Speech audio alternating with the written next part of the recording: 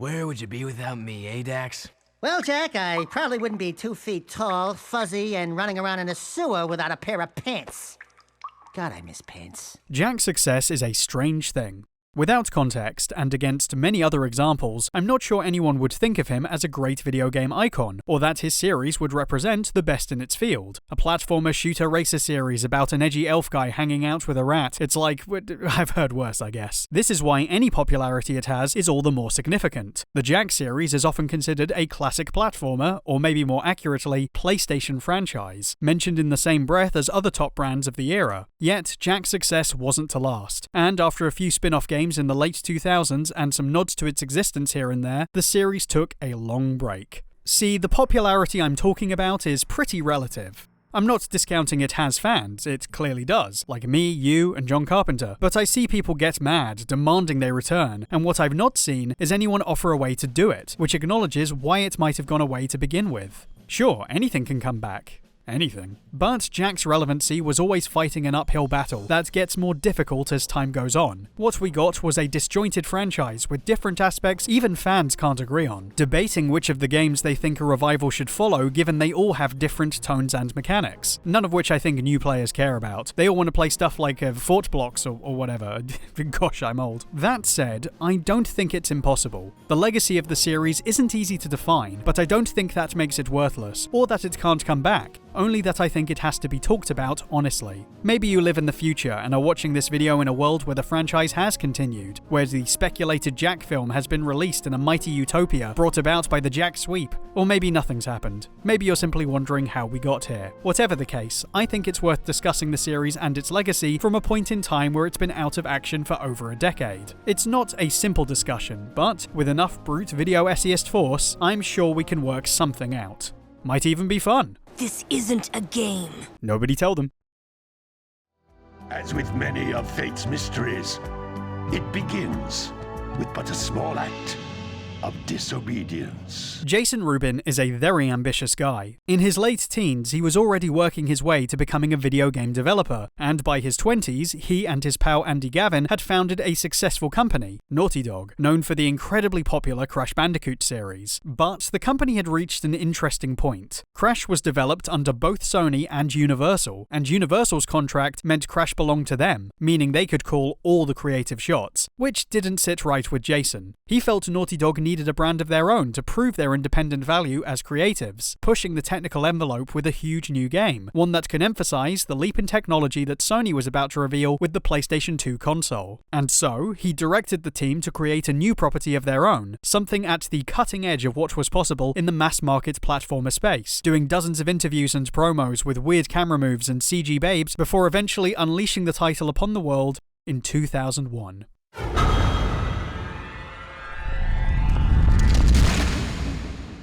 Jak and Daxter, following two friends who stumble upon a world-ending plot that leads to one of them turning into a rat, set a new and exciting precedent very early on. Built on titles like Mario 64 and Banjo-Kazooie with its exploration and collectathon trappings, it was the kind of game that might sound fairly familiar, but the way it was presented was not. I told you we shouldn't have come here, and you listened! You've probably heard a lot about how Jak and Daxter impressed players of the era, the way you could see far-off locations at the start of the game and actually travel there in real time, with no visible loading times to make exploration feel seamless. All inside of a large, imposing, expressive-looking space. Exploration paths filled with lots of quick linear action to make moving through it at any point a chance to reward the player. And, to top it all off, it had a sense of humour that was, like Crash, quite cheeky.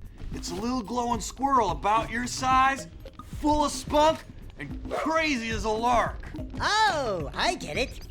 Like a sidekick. Another leap in scale was the amount of texture they were trying to provide it as a narrative experience. It would be great to pretend that Crash's success was solely down to its gameplay, but those of us who grew up in that era know branding was an enormous part of the console wars, with Crash a marketable character drawn up by artists assisting Naughty Dog at Universal, many of them animation industry veterans. Back in the day, it wasn't common practice for games to have production values on the level of an animated movie behind them, with a huge department of artists providing concept art for the developers to try and recreate. That was only starting to become a thing as graphical power improved, and in Jak's case, they went to town on trying to make those production values as high as possible, wanting people to see the game on the level of any animated blockbuster's budget. Even the game's demo disc trailer tries to show it off as a globe-trotting epic. It's got the big Hollywood exotic music cue, you know the one, right? When they go to a foreign land and you hear aye, aye, aye. Oh no. Really plays it up for wonder and magic on a huge adventurous scale, only giving us a sign right at the end that it won't stray too far from the Naughty Dog we were used to. Are you gonna keep yapping? Or are you gonna help me out of this mess? And honestly, that promise of adventure was delivered on. The level of polish on the first game is immense, attempting to create a seamless world that ran on some kind of physical logic. Most everything in place for literal reasons within its rules. Even Jak's racing goggles act as the first-person camera and menus. There's an unspoken world-building backstory around this myth of a bunch of characters called the Precursors, who all mysteriously disappeared, leaving their technology behind as well as the mysterious power source known as Eco. And the way that mystery informs the level design and power-ups is the kind of thing you could only do so much of with a less subtle title like Crash. It was an effort to try and tell us there was a larger story to pick up on, foregrounded with a fairly down-to-earth, fun personality to connect with the player. You had a whole cast of excellently animated, fully voice-acted characters who were likable, followed around by your eco-mentor Samos and his mechanic daughter, Kira, not above getting in some jokes of their own. Hey! It looks like the Blue Sage threw a party. Rock Village is on fire! One heck of a party. There's a couple celebrities in the mix, like the guy from Twisted Sister playing the villain alongside his Oh, I get it. And soprano celebrity Max Casella bringing most of the player's thoughts to the surface as the ever-entertaining Daxter. What do you say you and I go cruising on this A-Grav Zoomer? Rule number 1, I don't date animals. Ah, you don't know what you're missing.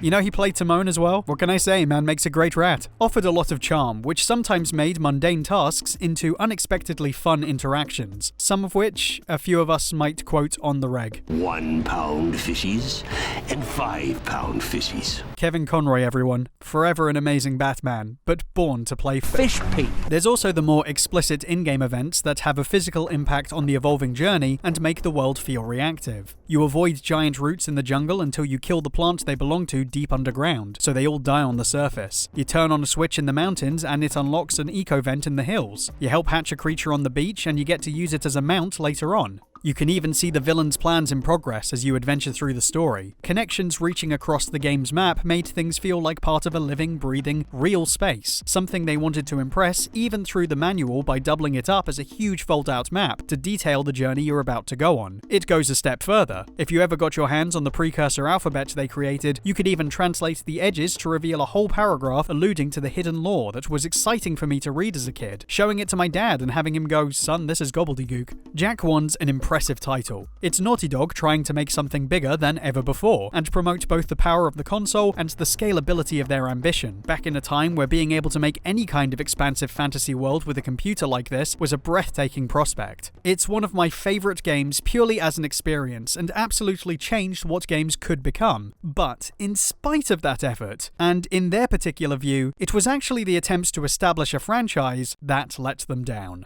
Crash's branding helped its success, but that also led to a lot of internal conflict. Universal was able to provide a lot of artistic input through its own hired hands, but didn't understand Naughty Dog's ambitions and often limited the process of making a game, with requests they believed hurt the projects. A big factor in the Dog's decision to go solo. Problem is, they didn't know exactly what they were doing. Jak and Daxter is an incredibly polished and detailed game with huge ambitions and personality, but conceptually it's nowhere near as tight as Crash. He was a loving tribute to Looney Tunes, and Jak was, I still don't know. While everything's been designed to have purpose within its world, it ends up collectively feeling slightly generic. A lot of placeholders for what you expect from an adventure like this, rather than anything terribly original you could see them elaborating, and that doesn't offer much to hang on to in the long run. They even burned a bridge with the Universal artist who drew up the concept art for Crash, Charles Zembillas, helping design a lot of preliminary concepts for the game, including what is clearly a pretty close to final take on Daxter, only to be credited credited as an additional character artist as Naughty Dog took an award for his design, turning his back on them from that point, criticizing their inability to design for the world stage. The adventure also had larger intentions that were cut back from the late game, which explains why I often get a little fidgety once I get to Rock Village, the shine of the game beginning to wear off as the amount of activities and connections narrow and the world gets less dense, not helping to perpetuate the potential of their new universe. Die-hard fans may disagree, but it was Naughty Dog themselves who acknowledged the disappointment, and Jason, years later, outright admitted he believed he'd failed in making something iconic in an attempt to please broader markets. We, and by we I mainly mean I, made a mistake in directing that title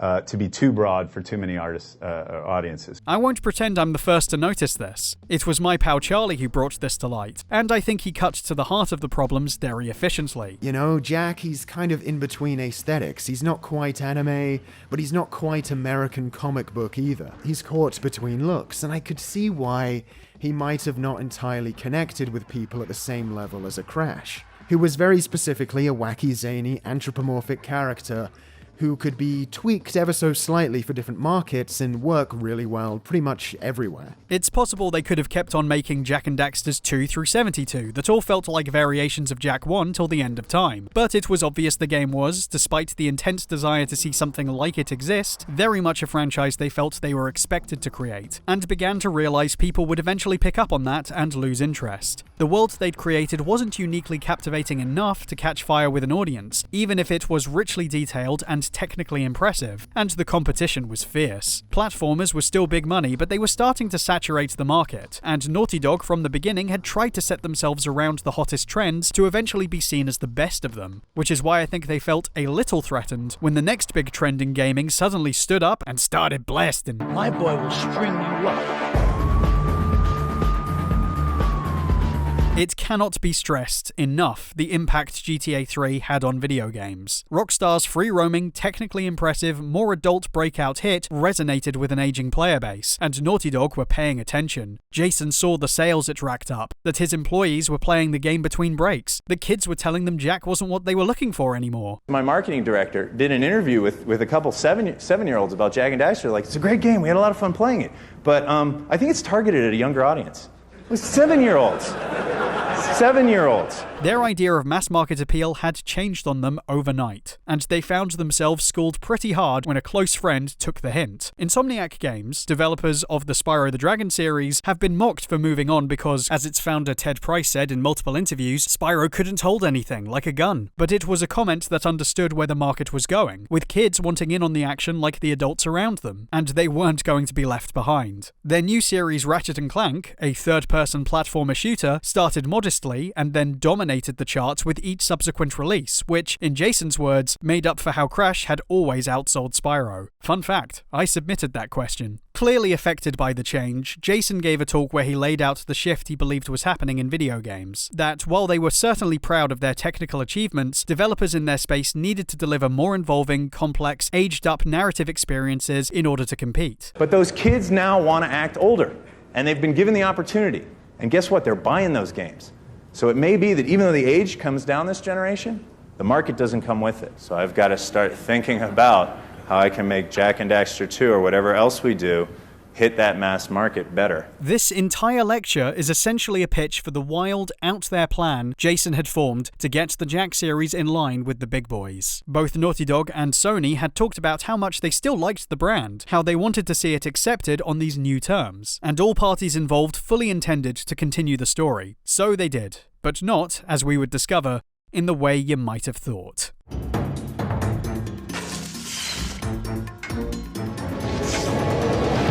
Let's go take care of business.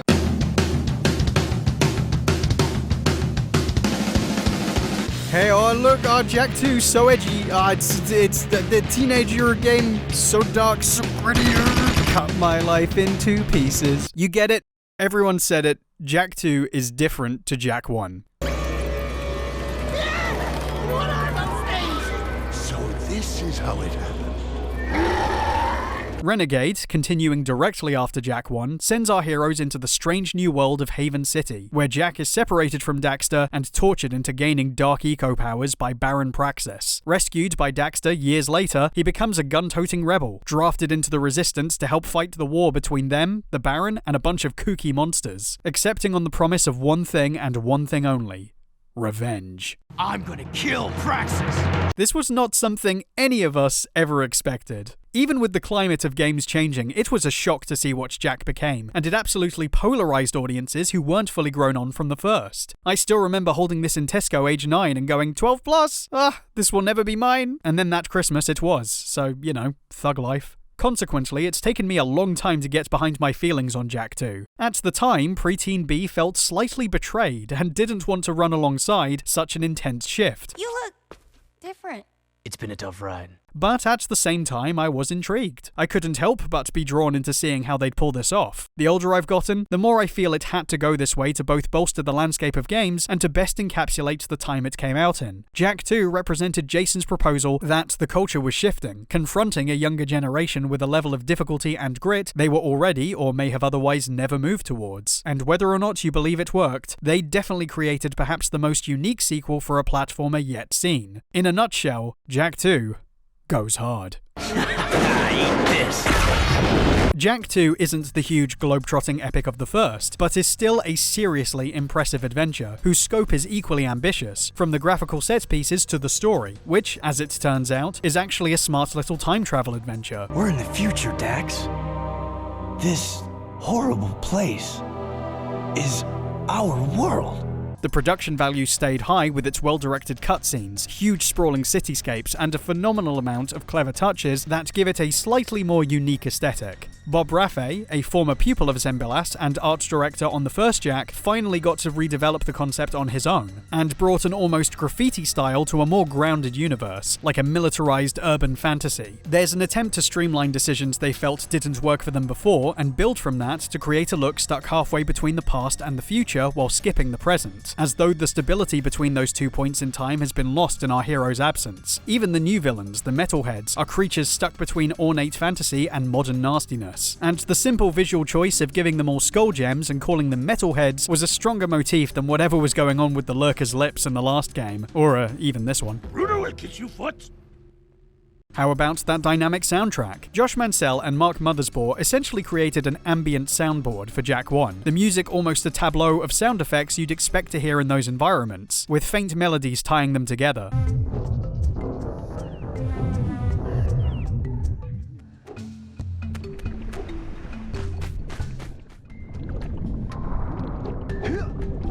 And that method, this time partnered with Larry Hopkins on the cutscenes, is perfected here. The tracks reflect the sounds of the city, metal pipes and surfaces literally pinging as you walk past, a heavy cloud of melancholy hanging over all under the Baron's rule.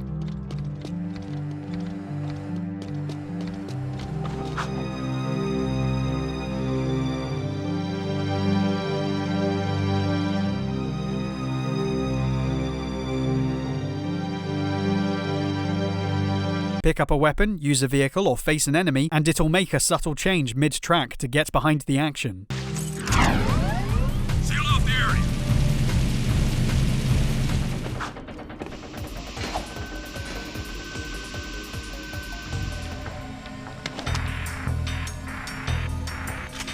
I think my favourite is the Wanted music, which sounds like an alarm going off via the heavy stomp of Jak-booted soldiers.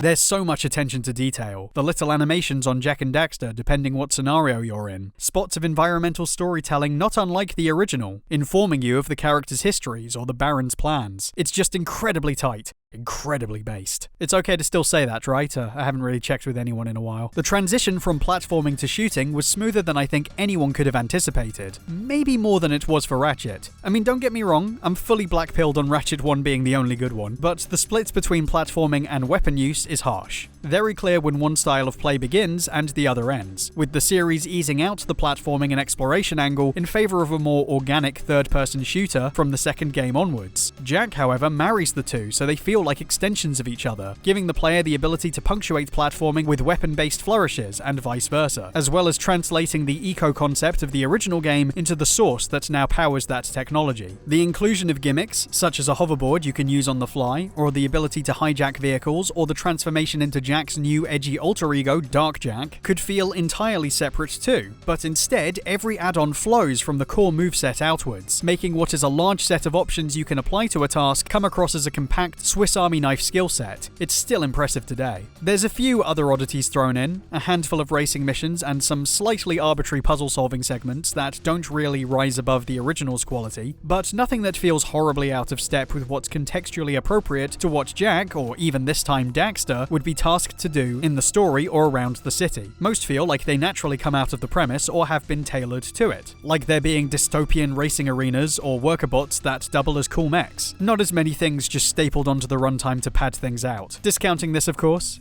Slow day at the office, I bet. Jason said he wanted the game's gimmicks not to feel segmented the way the zoomer sections of the first game were cornered off to their own areas, but to all feel like things you could use whenever you wanted. And I think Naughty Dog, under the watchful eye of game director Evan Wells, pretty much delivered on that, without interrupting the flow of the story. Questions like that could get a person killed, eh? I once said Jak 2 was Casablanca, and that wasn't a qualitative statement. It basically is Casablanca. You sort of see it, right? A war between two factions within a controlled city of lost people where a resistance is working through a bar, and there's a dodgy fat bloke. It's all there. Trillion views up for grabs. Go on. Coincidental or not, it's a very engaging story that matches the scope of its ambitions and mood. Writer Daniel Airy appears to have had an intricate view of how all these characters connect, and Haven, while not fully interactive, feels alive with clear sectors and a constantly present oppressed populace often caught in the crossfire. I feel the pinch in the gameplay between the Crimson Guard, who are always there to overwhelm you in the city or inside their strongholds, and the Metalheads, who are more scattershot throughout the external levels like an infestation, and require more diverse tactics to defeat. Both encounters definitely marking highlights of the experience and pushing the urgency of the situation the city feels onto you. I find myself more engaged here in the wider narrative in a way the original didn't manage. There was a small cast of key characters who you liked, but most of the NPCs there, while entertaining, were just one-and-done quest givers. The precursor stuff interestingly drawn, but not crucial enough to warrant the investment either. Here, that stuff is entirely backgrounded as flavor text for a cast of characters with clear agendas who inform Jak's new place in that world, now able to bounce off them with his own attitude to draw out all these fun dynamics. We've already lost 5 men this week.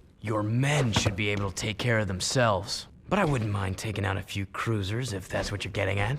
Never part of a bigger cause, eh, Jak? Fine. I'll take your help any way I can get it. He doesn't have to leave it all to Daxter anymore, who still provides most of the laughs. Maybe because he's a little off the leash this time. Feelings so dry!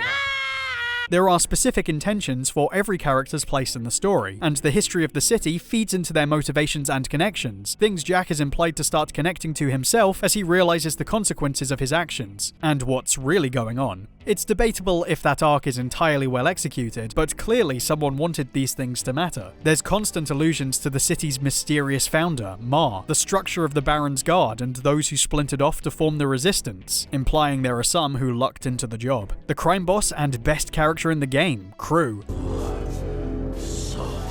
with his uneasy alliances and his mercenary Sig, who he says comes from a wasteland outside the city. Even the math of a time travel plot and why you can meet a younger version of Samos, it gets complicated. It always feels like there's things seeded into the narrative they wanted us to be thinking about and looking back on in subsequent playthroughs, even if they're sometimes painfully obvious. We overheard a secret meeting with the leader of the Metalheads, but the Baron's gonna double-cross him! Is that so? Well, our good Baron's wonderful charm must have angered someone, because there's word from the wasteland that Metalhead armies are on the move again. I also heard the Metalhead leader thinks the Baron is a stinky poo-poo, and that he likes to watch cringe. Boy, Coy, you sure know a lot about this Metalhead leader guy. It's just my aching bones. There are missteps for me too. While impressively big and atmospheric, I don't think the overworld is terribly immersive beyond acting as a funnel to get you from mission to mission, having a couple of extras but not doing what Jak wanted, where it provided a highly explorable world, and events you accomplished in-game changing the environment outside of opening new locations. I don't enjoy most of the missions where you have to get in an almost impossible to control vehicle to get anywhere and can never judge what amount of damage will either lightly ruin your vehicle vehicle or blow you up at the slightest touch. To this day, I'm still not sure what the trick is. I don't think it's great that the difficulty curve is so steep at certain points, or at least that when you get to the slums and get ambushed in the game's most difficult mission, you can't even quit to prep or try something else because...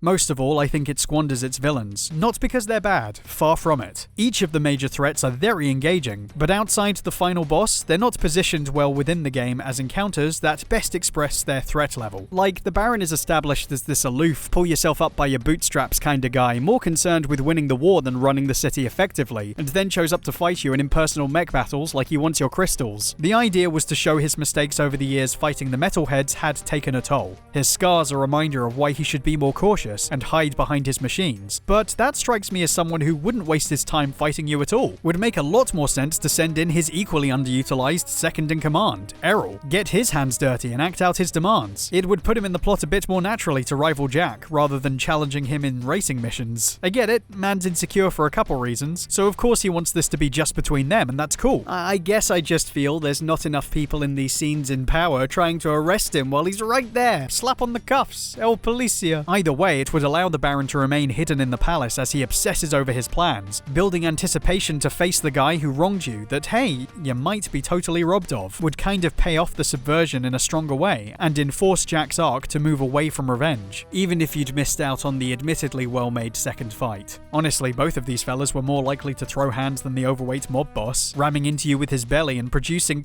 clones? Am I missing something? Clone technology is a very special hobby of mine. They help my self-esteem. Oh, and I don't think Dark Jak is very well utilized either, which is a shame because it's made for some killer marketing. Yeah, tap into my true darkness. I am the most powerful teenager. Tonally, it fits the game and helps translate the change into something mechanical, even kind of reflects what happened to the villain in the last game. But it never features enough in the story or as a requisite for the missions, which are dealing with a whole bunch of other threads. It means you may not necessarily miss that on the first playthrough, but knowing how the franchise develops, it's kind of a shame not to emphasize it the most here. You know, tonally, as the darkest of the three, as the peak of the tension in the franchise, this is really where it counts most. Or it counted for, you know, all the 9-year-olds playing. And speaking of tone, it's definitely like, you probably couldn't make this game now. I'm already seeing a younger generation react badly to smutty Daxter, even if I think his leisure suit Larryness is what sets him apart from the other mascots. This puppy's got some vibration to it.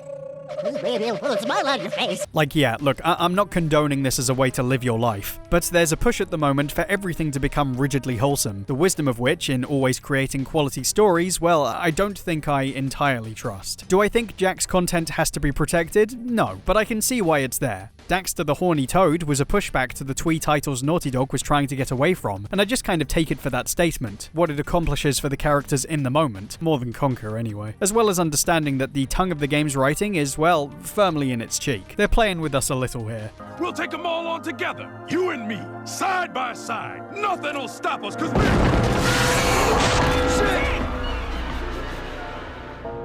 So, what's plan B? Probably helps that I find Casella naturally quite funny. Always seemed that Dax was only acting this way out of frustration, and often treated as an annoyance by everyone else. I bet you'd love to pin some medals on her chest, huh? What? What'd I say?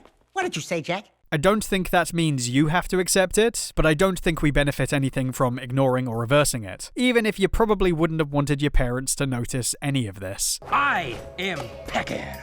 Yes, I know. My mother, she was very vindictive.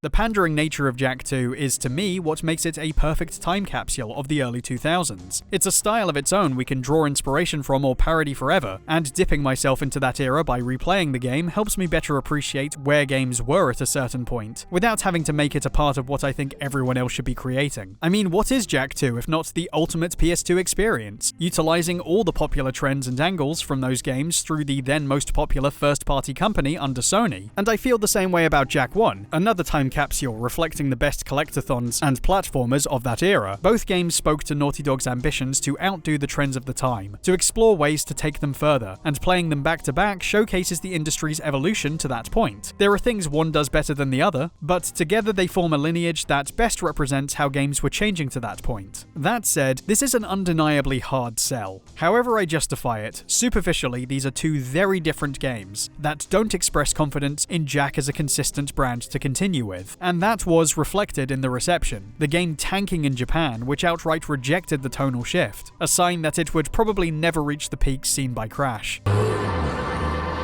On the other hand, I appreciate that Jason stuck by his guns, and Jak's guns, in wanting to make this happen, to provide a game that he felt spoke to their sensibilities and core audience at home rather than attempting to please everyone. And the team has spoken on the fact that, without it, they never would have been able to continue to transition towards the AAA market and the position they hold today. It hurt the brand, but it helped Naughty Dog. No one will ever know we were here. For me, Jak 2 is a weirdly special game. Calling it an odd transition belies what was one of the most polished cartoon titles on the console, the opportunity to witness an old dog flex new tricks and make a play for mechanics coveted by the new wave. Perhaps what I like most is that it leans into the fact it's not Jak 1, almost lamenting that things can't go back, but recognizing its value by making the original an integral part of the mechanics, build, and especially the plot. Jak 2 understands how the original allowed it to exist, constantly draws on its benefits, while unapologetically going for broke on a whole new angle. Love the first, but kind of love this more. Thanks, Amos. Without you... It's funny. The boy won't remember any of this. No. I do remember the light. This led to the obvious question. What exactly could they do next? Would Naughty Dog be able to continue this in a fresh new way? Could they make a sequel that got everyone on board and presented a trilogy that made the Jak series look like some grand master plan? Unfortunately, I think they were asking themselves the same thing, and I don't think they had an answer. I smell a storm coming. Jak 3 sees the duo banished to the previously mentioned wasteland outside the city walls, with Jak's dodgy alliances and dark powers now blamed for the collapse of stability within the second game, taken in by the king of the wastelanders and trained to be a different kind of warrior, attempting to survive so he can reunite with his friends and clear his name. The intention of Jak becoming a rugged bandit, like some kind of Conan, cowboy, Mad Max fusion, is something fresh and gives the title a very different quality immediately. The first act in the desert city of Spargus has a vibe that sets it apart, along with the people he meets, and seems to force Jak to cop a different attitude in a more Spartacus-like journey, as he proves himself as tough as these toughies. But as it goes on, and the player finds themselves back in a cut-down version of a now-destroyed Haven City, only a third of the way in, it becomes apparent that 3 is not quite as well fleshed out as the previous two adventures. Sorry, nothing personal.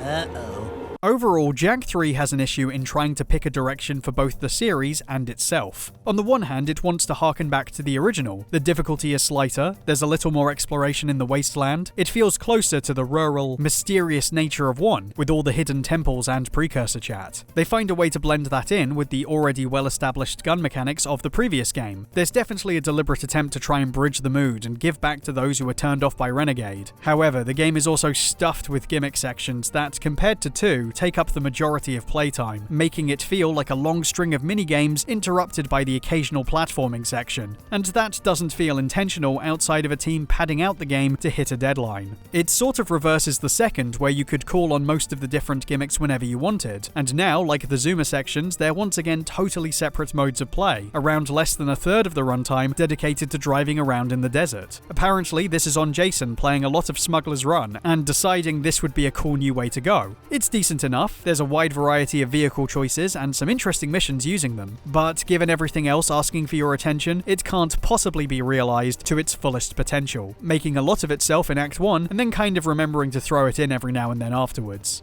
Doesn't help how fast this all breezes past because of the huge influx of upgrades to your powers and guns, which have taken away from the compact feel of the moveset in the second, and about halfway through, makes it a complete cakewalk. It's a bit broken. Jak 1 isn't a game you can physically compare with 2, but comparing 2 to 3 in terms of its mission structure doesn't paint a great picture, and the same applies to the meandering and overly complicated plot. You are hereby banished to the wasteland for life. We get off to a bad start almost immediately by introducing a character who was apparently instrumental to Haven City's operations behind the scenes, Count Vega, popping out of nowhere to take control, revealed to be an evangelical type pushing to eradicate all darkness, which is fine, but kinda vague. I guess he's the leader of some high council we never see, one that holds all the power, until Ashlyn decides it doesn't, I guess. I hereby dissolve the city council and strip you of your title, command, and all privileges. Still the greatest TGB ratio. The council is too powerful. I hereby dissolve the city council. Say we justify this as some kind of emergency veto. We've already overthrown the corrupt regime, eradicated its senior members, and replaced them all with our friends, whose implied doubts are never strongly acted on. There's very little to show us Vega held any power, so it doesn't feel it took much of an emergency to get him out of here. Many things about the plot feel sudden in how they're introduced without leaving much of an impact. Jak gains a totally new side to his powers in Light Jak mode, which is suggested to have eased him away from those destructive tendencies. The dark eco, it feels far away.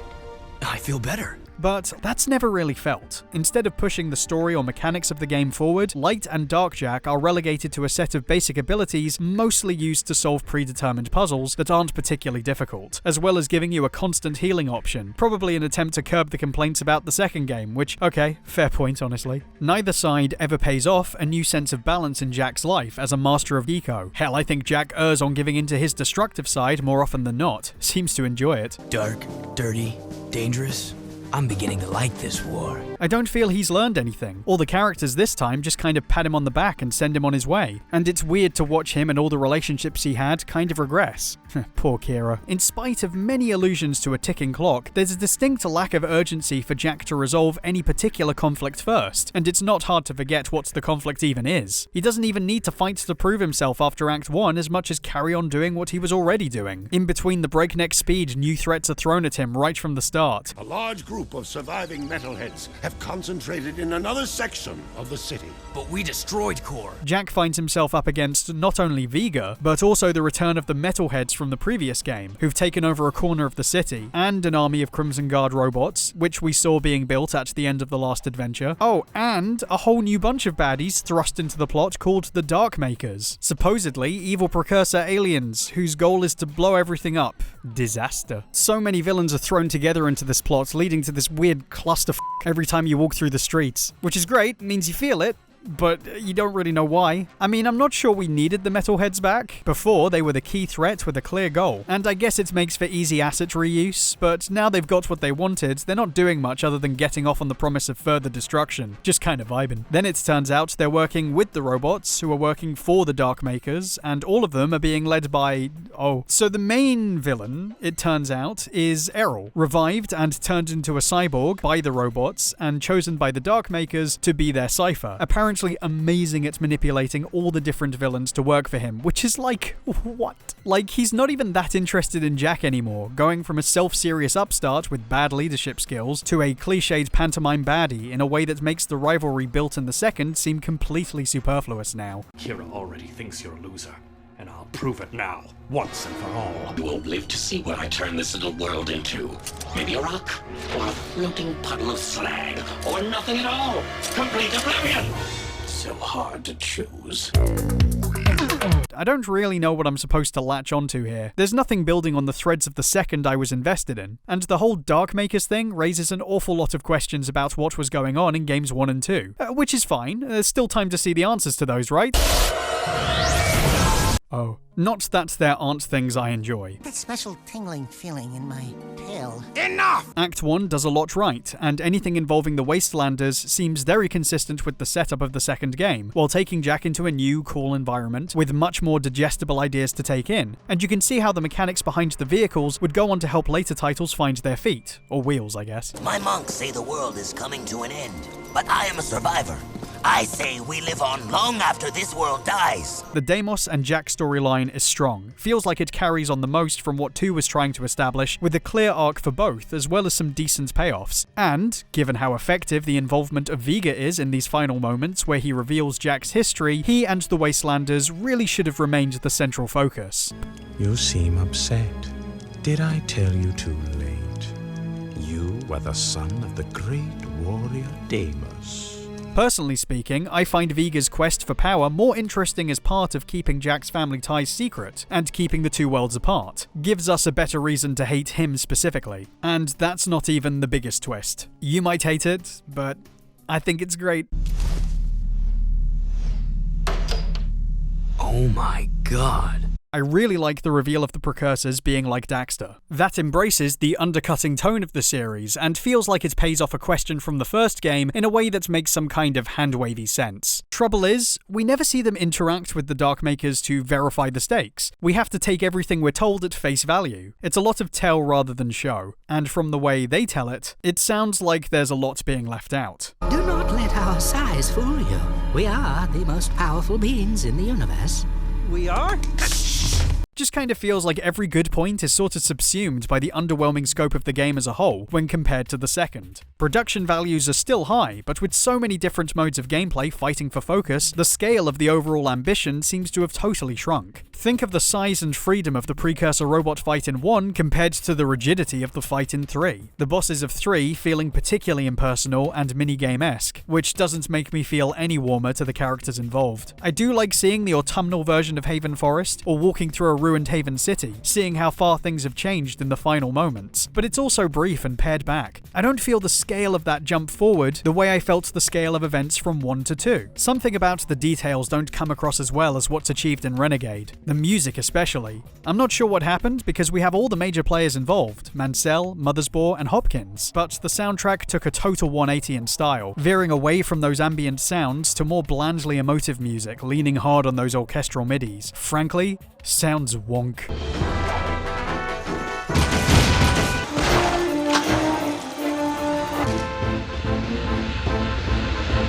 All in all, it feels like it was put together a little more hastily, and this seems pretty evident when once again checking the published design bibles. I have reason to believe these haven't been heavily changed for the sake of public release, because the third one is rife with intentions that never came to pass. Rather than the Darkmakers, it was the precursors alone who were causing trouble. Their plan was, and always had been, to remake a world they never finished, Jak's world. And we're finally going to choose the strongest species to inhabit it by pitting them against each other, explaining all the different factions' involvement, and actually going back to the intended lore from the original. The first game's Bible explains the robots are terraforming tools, ones that started shaping Jak's planet before the precursors bounced and left them behind, as alluded to in the map hieroglyphs. See, Dad? So you had everyone in the final act racing to be the dominant group, the KG, Metalheads, the Freedom League, even the Wastelanders, who were planning to bring down Haven in revenge for being outcast. Jak fighting to keep them all from killing each other and questioning where his loyalties lay. Definitely still threads of this evident in Act 1. Survival of the fittest, baby.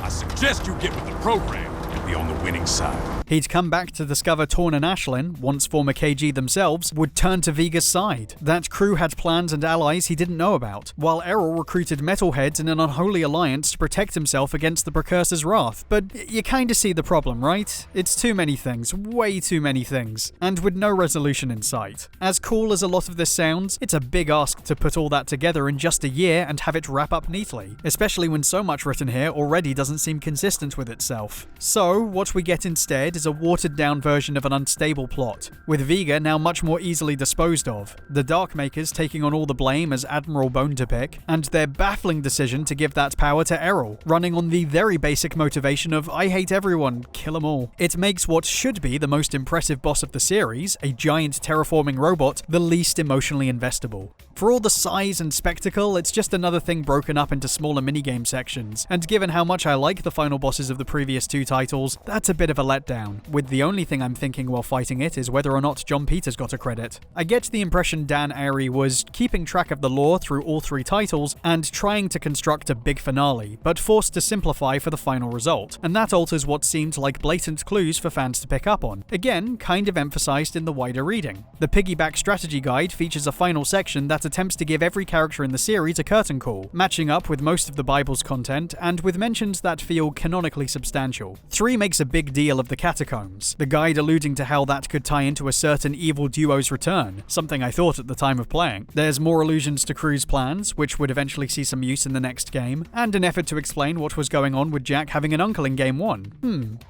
Nah. There's also a bunch of silly stuff like the muse being a genie who married the sculptor, or the miners getting sued by their canary. Yeah, alright. I guess the game tried the same thing, creating a full series model viewer with some mock interviews that are pretty funny. That's just all part of the package, baby. That's just who I am. I just gotta reach down inside and...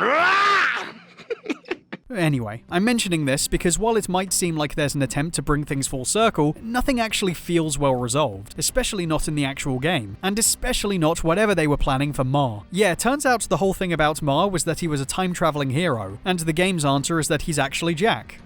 Maybe. We revealed Deimos was the original king of Haven, and that he named his son after his ancestor, Ma. But then Aisling goes, Jak is Mar? The Mar? Come then, Ma. And then that's never followed up on. I mean, I can sort of see how they wanted this to track. Time travel's already a thing for Jak, and it seems like this reveal was planned for a while. But I think it's a little obvious, and I maybe had my own theory, based on what I'd seen and read, as to his true identity. But that's a big boy fan spunk hours, isn't it? We may never know the truth now. What I think we can ascertain, though, is that Jak 3's development was rocky, and on those terms, it's pretty amazing it happened at all. Interviews with new director Amy Hennig, who arrived from the Legacy of Kain series, showed they had just a year to put together something based on what they'd already built. And with the PS2 considered at the end of its lifespan, creating a whole new experience wasn't a priority, sounding like Naughty Dog was already thinking about moving on. Jason discussed how Sony was keen to always have a Jak game release alongside Ratchet rather than space them out, with both their third entries heavily promoted alongside each other and working within the constraints of the same schedules. Made things particularly difficult for Insomniac. Perhaps the biggest sign of frustration with this process was Jason's infamous speech made around the same time at a DICE conference. He'd not been given the space he felt he needed, hadn't taken a real break in years, and it was here he lambasted the industry for pushing brands and publishers before developers, de-emphasizing the importance of the talent that made those brands successful and giving more attention and respect to Hollywood celebs than the people making the games. The tragedy here is that instead of strengthening the industry by promoting our talent and getting our talent mixed with Hollywood talent,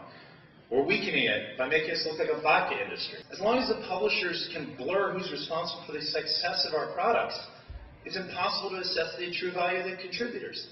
And what that basically does is it keeps the idea that brand matters going, because nobody knows who actually does any game. You don't tell them that Crash Bandicoot was done and created by Naughty Dog, and you don't put that out there. When the brand changes, they're caught blindsided. We are the reason the industry is here. I'm sorry for every publisher out there, but that is the truth.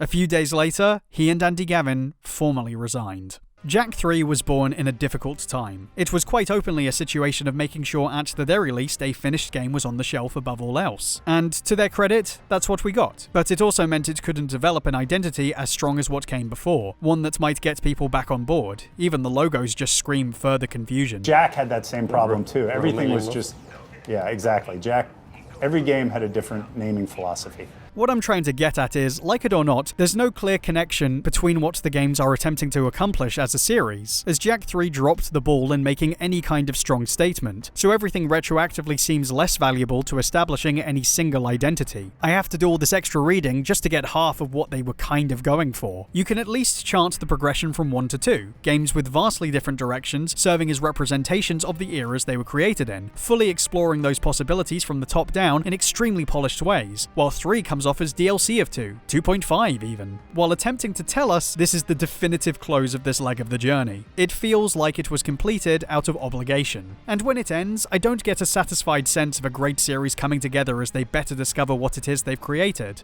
I just feel like, wow, spent a lot of time in a car. I've thought about this a lot over the years. Why at the time something felt wrong, and why now I can't bring myself to take it in as strongly as the other two. Knowing the history behind it makes it more understandable. I still enjoy it on a lot of its own merits. But what we're left with is a lack of confidence in the Jak brand and what it was ever supposed to truly be. It's a shame that the greater problems led to what will always feel to me like a bit of a fumble in giving that trilogy closure. Only a bird brain could have thought this one up.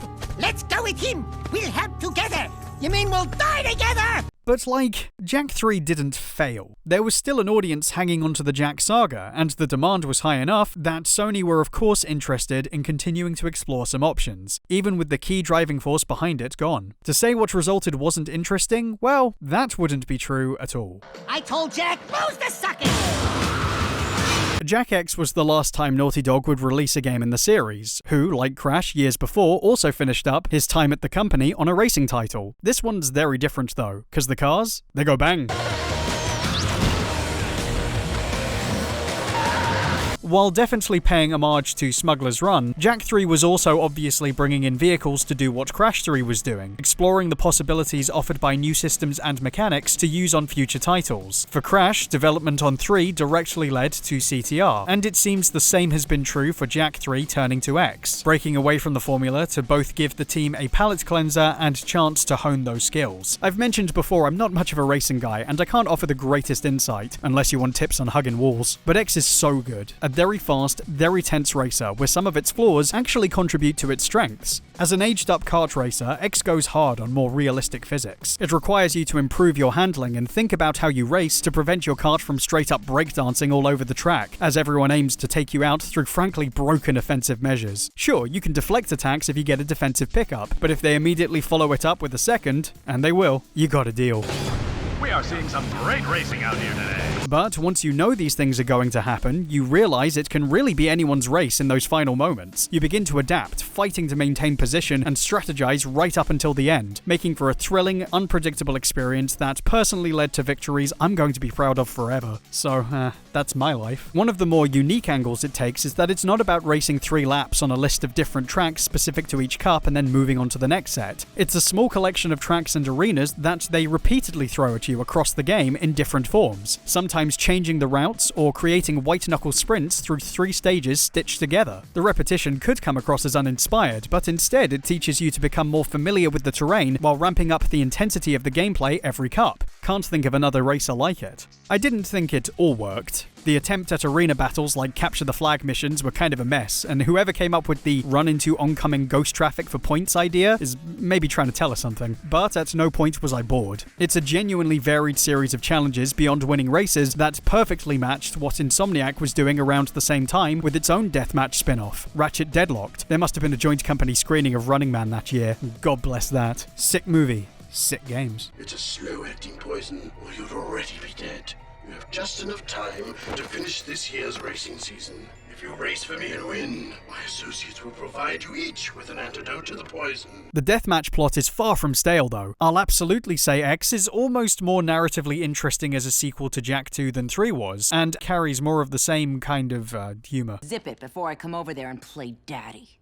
The fairly simple story feels truer to the characters, building on the relationships established and picking up some of the points dropped by 3, even using stuff originally intended for that title. This once again seems to be backed up by the design bibles. Daxter in 3 was going to have a love interest to rival his girlfriend Tess, the twist being this was Rain, who was introduced in X as Crew's daughter. You can see how this would have played into the proposed multi-sided war, and adds weight to the idea that 3 ended up losing the wider idea of 2 setups in production, thankfully made less aggravating by the way X picks up the slack. Jak gets back with Kira, Aisling gets back with Torn, Daxter enjoys some coffee. Yeah, real funny guys. Whole squad's laughing. I think it runs out of steam a little when it comes to the villains, who are pretty interesting on the surface, but ultimately don't have much depth. And maybe that's kind of the point with a glitz and glamour TV host like GT Blitz. No side bets, no cheating, no rule breaks or we'll break you. You in gear? This is show business, boys.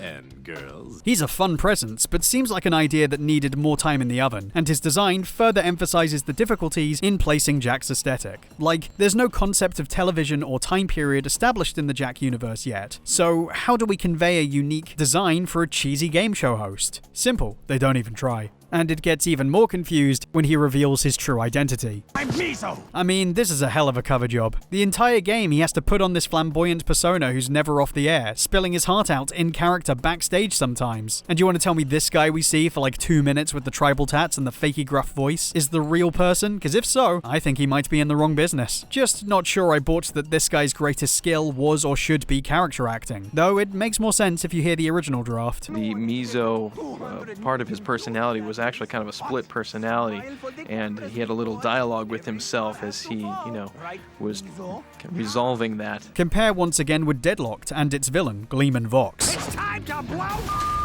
He's another corporate frontman trying to manipulate the death matches through his media network, but I think Insomniac had the right idea by making the twist not a hidden persona or convenient skill, but one that doubles down on what we've already been told. It's Ratchet realizing that everything which makes this guy funny and pathetic is actually what's ruined the lives of previous contestants and makes him being in power so dangerous. Brilliantly realized when he tries to put Ratchet on his side. You get record deals, movie rights, reality shows, video games, and commercials.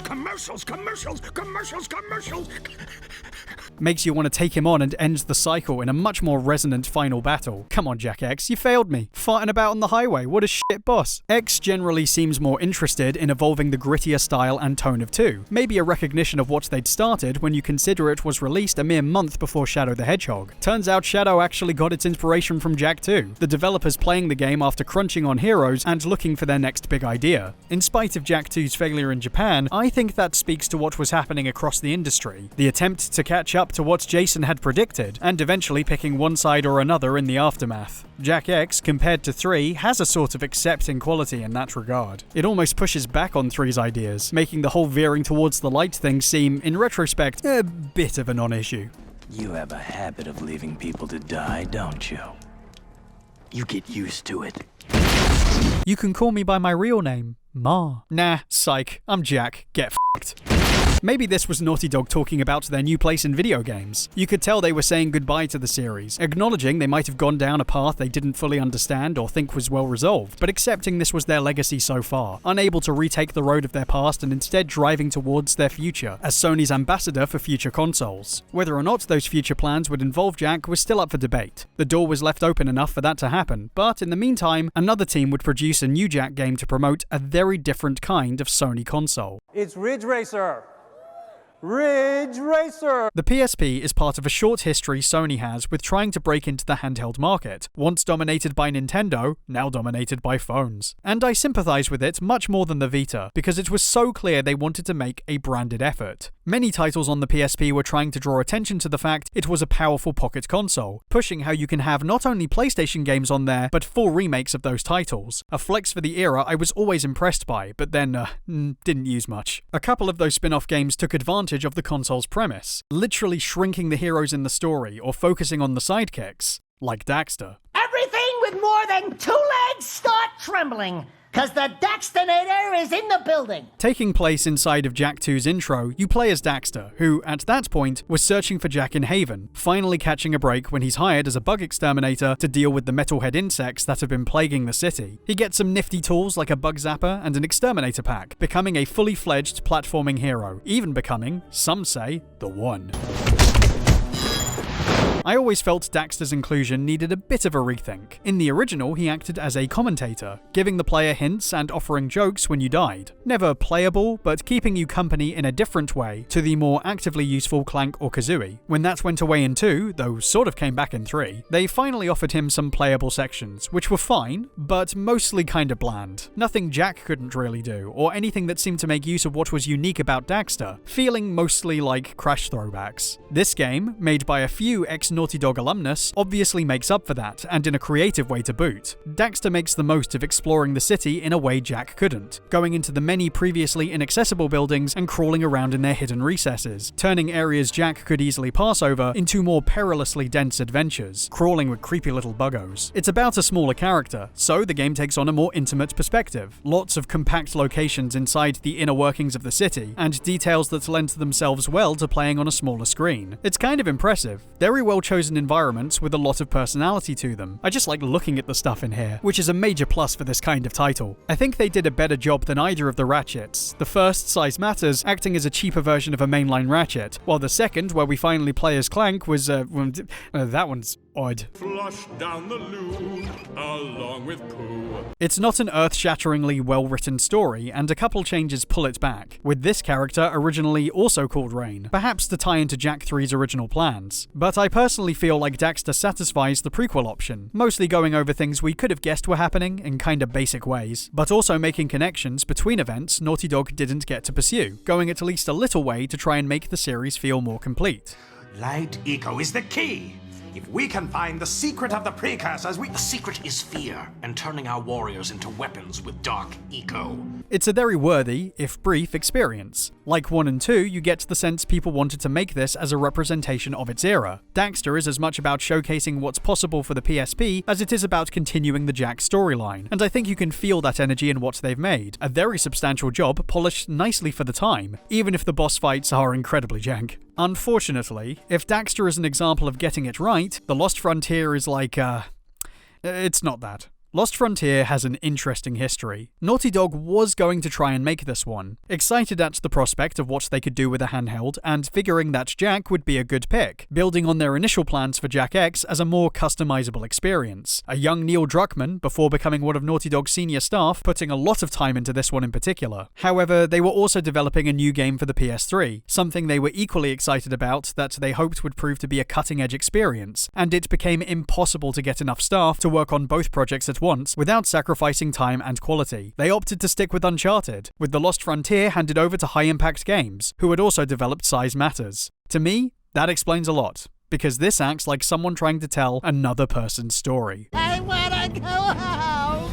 Jak, Kira, and Daxter are now traveling the world in pursuit of eco-research, taking on the roles of swashbuckling pilots in big-ass jets. It's a neat move that pitches the game somewhere between Jak 1 and Jak 3, more platforming through natural-looking environments mixed in with free-roaming vehicle sections, in this case huge aerial battles against sky pirates, which come off as the most developed concept from that initial plan. Includes lots of promised customization and fun details, like Daxter being able to hop out and fix the ship or steal enemy parts on the go. Jak feels less like a dark mercenary and more like an Indiana Jones type. Definitely a sign of where Naughty Dog was headed, but also in keeping with the spirit of Jak's ability to change roles. But that is about as far as it goes when it comes to the depth of its decisions. Really, Lost Frontier has the same basic problem as 3, picking 2 modes of play and not going far enough on either, and it's added to by feeling like a hatchet job that's simply not fun to play. It's that D-grade level of jank where it's both too easy to exploit and too rigid to overcome through personal skill, especially concerning ammo supply against Magilla Gorilla over here. It has very little idea how to balance all the things it wants to do within its concept, throwing a bunch of gimmicks at the player it expects you to follow along with. There's so many extra moves they added that try to merge the shooting and platforming by putting environment-based abilities on your gun, but many amount to simple button prompts working on enemies and specific puzzles and otherwise feel kind of jank to use. New characters and story beats riff on existing ones without making the same kind of impression, except maybe a bad one. They make a bad one. You like? Another Kira Jak love triangle with some Sussman Jones. Another weird officious guy who turns out to be evil, also voiced by Phil Lamar, which was getting kinda silly by that point. There's very little personality on offer from any aspect. A plot that seems very loosely cognizant of its own rules, and uninspired dialogue reducing everyone and everything to wiki bio material. Even new voice actor for Jak, the legendary Josh Keaton, can't make this work. Put your tray tables in the upchuck position. At least he didn't say the exits through the rear. The night is still young. What does that mean? In fact, Jak's personality feels weirdly subdued, taking a bit of a backseat role to the other guy vying for Kira's attention. Those monsters declared me an outlaw, so I became just that, and fought back. I swore to destroy— Of all the games that could make something of Dark Jak again, this offers the next best opportunity. The villain attempting to recreate that effect on others using the same methods as the Baron, maybe giving Jak a reason to bring it out once more to save the day, and screws up immediately by cutting that ability from the game. Whole game builds up to the increased use of Dark Eco, including a transformed final boss that Jak could take on with his own abilities, and it never happens. A colossal miss. Instead, we get Dark Daxter, which is one of those ideas that just doesn't work. Probably a reason they dropped this from Jak 2. He had a whole game showcasing what makes him unique from Jak, and now he's contrived into getting the same abilities so he can flip switches and burn through spiderwebs while going Crash Bandicoot mode. Yeah, it says it all, honestly. He's already gone through a life-changing transformation. His purpose is to contrast this guy, so the best thing to explore is the stuff this guy can't do. Jak goes from being horrified at the revelation someone's trying to corrupt others with Dark Eco to finding out the same happened to Daxter and giving him the finger guns. Time to find some more meat stacks. Dax, chew before you swallow. So I guess at this point, we've dropped the intricate, edgy narrative, but aren't above plundering it for poorly considered gimmicks. Very, very confused stuff. It's a game that wants to do so much more than it's capable of. Daxter worked because it kept it simple, made a game with fun basic mechanics and a clear overall concept, explored Jak's world from Daxter's perspective. It knew its limits and it delivered just above them. Lost Frontier tries to do something bigger, but without true confidence in how to achieve that, and throwing in a bunch of gimmicks that don't come together as part of any great concept. The whole game having an overall sense of someone punching way above their weight. Naughty Dog producer Sam Thompson was personally disappointed with the result, claiming, "I like the guys at High Impact, but I'm not happy with that being Jak's swan song. I think we could have done better."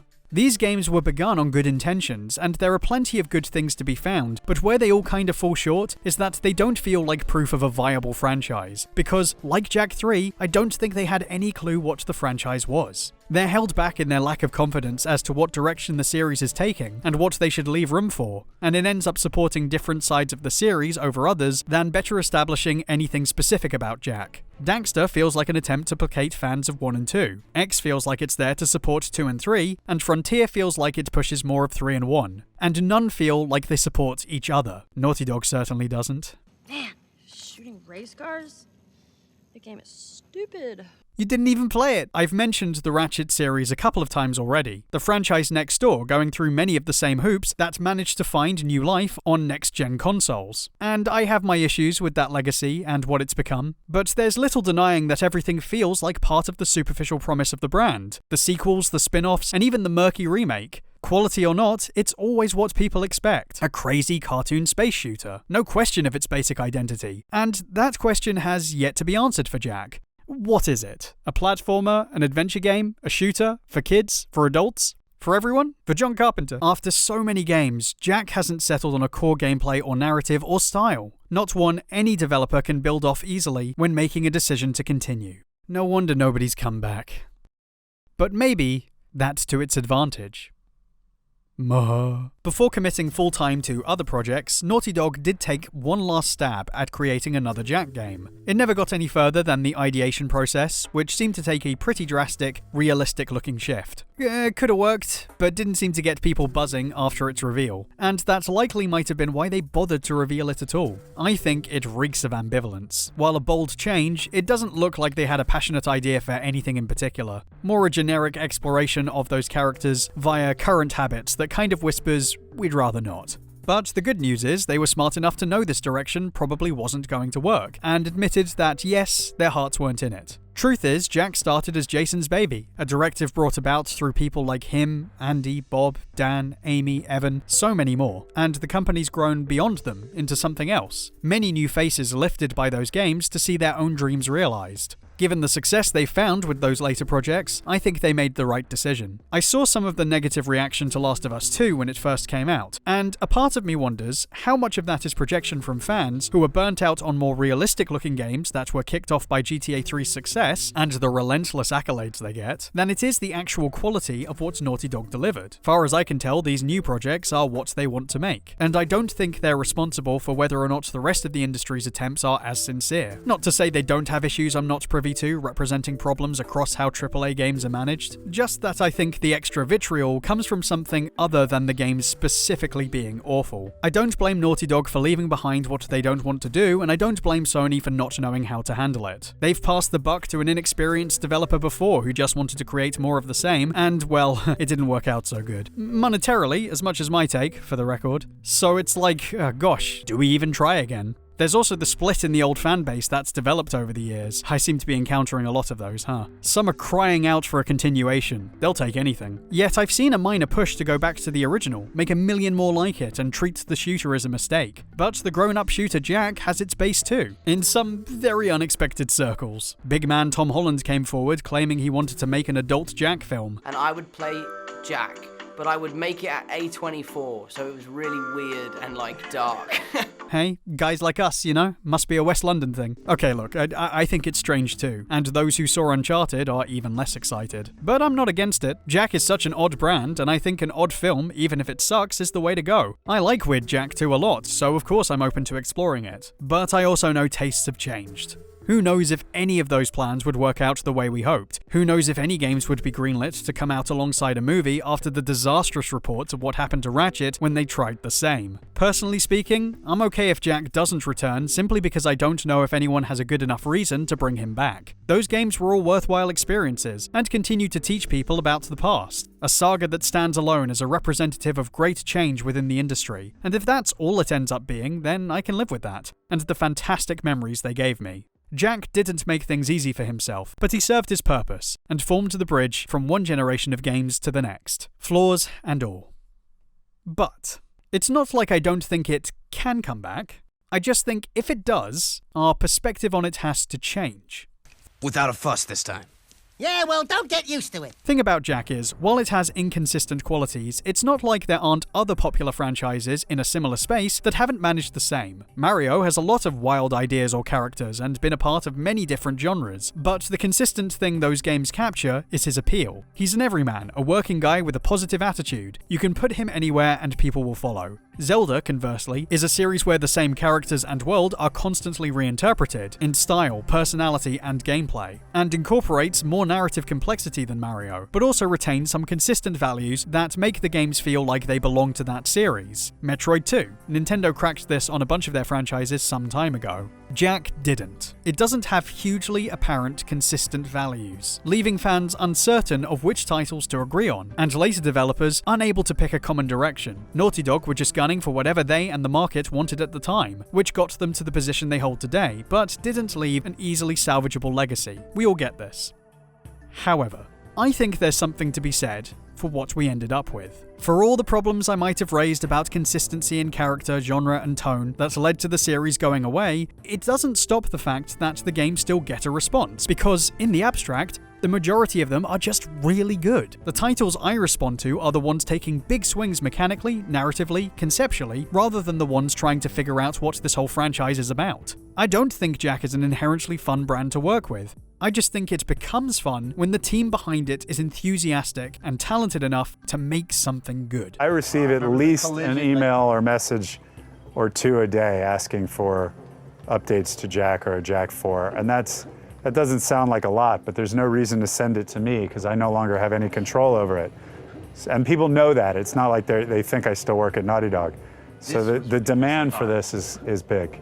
The surface level take is that Jason's quest for appealing to trends over producing art led to Jak's undoing, and we should all point and laugh at their hubris for not following conventional wisdom. But that misses Jason's intentions and what he achieved, that the pursuit itself was the art. He felt he had something to prove to the world about himself and the people around him, making games that encouraged competition and challenged an industry to assess itself, where it was going, how it would keep people engaged. And he was right. The work that came out of this pursuit was messy but incredibly unique, and laid the foundation for an undeniable juggernaut within the space. It didn't matter that the brand didn't forge a concrete identity, because we all still know who Naughty Dog is. As Jason tried to emphasize in talking about games as art, it's not just the brand you loved, it's the talent and efforts of the people behind the brand you loved. And recognizing that is how you promote further quality games, no matter what genre or label or philosophies they employ. It's what made Jak so remarkable. He shouldn't really work on any level or even exist, and yet, because of the talent that created him, he does. The face of a studio fighting to remain part of the conversation. Jak is literally too angry to die. Fits perfectly. That means it's possible to still make use of him. And if it works, it won't be just because they decided to bring it back, it'll be because of the talent and drive of the people behind it. Something I've seen happen with another Naughty Dog legacy title under stricter circumstances. And if they're worried about any justification given the series' lack of consistency, I think that might actually be the key. Perhaps its most consistent trait. I'll admit, it was Charlie who told me this. The only way to be faithful to Jak is to not be faithful to Jak. He doesn't just go to different places, Jak takes on different roles within different genres. His outfits in each reflect different experiences, and at different stages of maturity. Most importantly, his games are at their best when they explore the era they're released in, reflecting aspects of gaming culture and what the developers have become most interested in, adapting the world and characters to reflect, but always building on where they've come from. The consistency of this inconsistency is that Jak is an adventurer, and an adventurer is always willing to find new frontiers to explore. In mythology, there's something called the riddle of the Sphinx, which goes, what has 4 legs in the morning, 2 at midday, and 3 at night? The answer is man, with each phase representing a different age, a child crawling around, an adolescent on 2 legs, and maturity, an elderly man with a cane. Truthfully, I feel this is a good model for what Jak's evolution really is, the evolution of video games. Jak 1, you're a kid, wide-eyed, clambering over rocks and trees and exploring the world with everything you've been given. Jak 2, you're an adolescent. You strut around on your 2 legs and your guns do the talking. Jak 3 didn't quite take on the final phase, but I think there's a chance to complete the riddle. With a big-ass sword. Maybe, in maturity, Jak travels the world seeking to become a master of light and dark eco, going through different phases in time to learn more about the links between his various adventures, and reflecting on the kind of person he's become in contrast to where he started. The final quest to see if he can bring the Precursor legacy to rest at last. Jak doesn't enjoy the role and feels a pull towards more destructive, more dangerous sides of his personality. He's not sure this is who he's meant to be. Daxter, of course, stays the same, the one constant reminder of his roots, and someone who plays off him even more as he takes on his final identity. The Precursors weren't all that upfront in the half-truths they told him. There is clearly more to their story and to why everything fell apart, and as forces from his past and future rally together to take the last of their gifts, Jak is forced to discover why his future self was so convinced that he could make things right again. Now, I don't think this is the only way to go. I don't even think this is the best way to go, but I believe it's possible to create any scenario for Jak to return, by embracing its inconsistent nature as part of its evolving identity, to take it somewhere new. There's room here for a very versatile series to again make sense of itself without reaching for a reboot button, but you gotta have a little faith in expecting the unexpected, hoping the right people come along to deliver who can see the game beyond the premise. Jak and Daxter's story, while difficult to work with, is not impossible to resolve.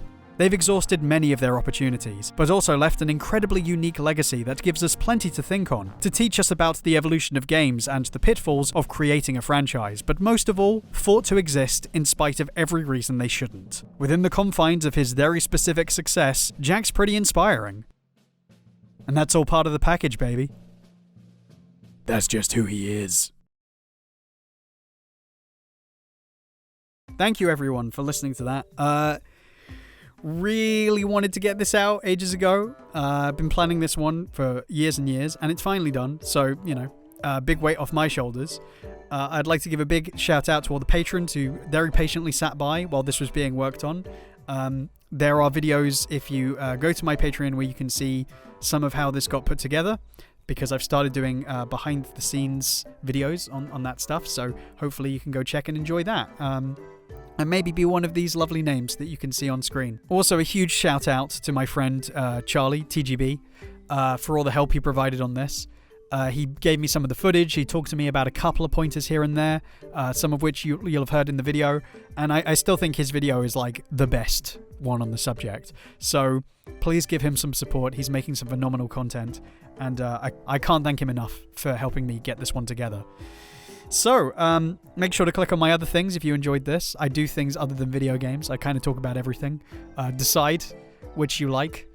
Cast them into the pit if you don't. And I am going to bugger off and think up what I'm going to do next. Yeah, whatever. Bye-bye.